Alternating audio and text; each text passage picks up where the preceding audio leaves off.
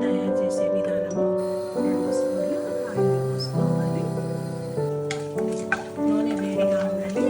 1/2 spoon జీలకర్ర, 1/2 spoon ఆవాలు, 1/2 spoon శనగపప్పు, 1/2 స్పూన్ మినపప్పు, తర్వాత కట్ చేసుకున్న ఆనియన్,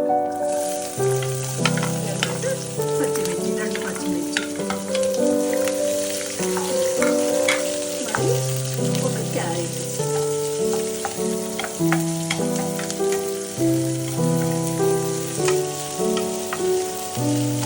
2 రెమ్మల కరివేపాకు, పల్లీలు, అయ్యాక ఒక గ్లాసు వాటర్,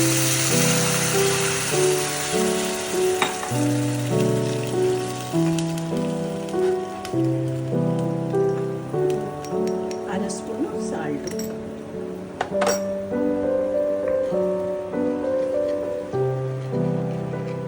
నీళ్ళు మరిగాక రవ్వ, 2 కప్పులకు 1 కప్పు రవ్వ,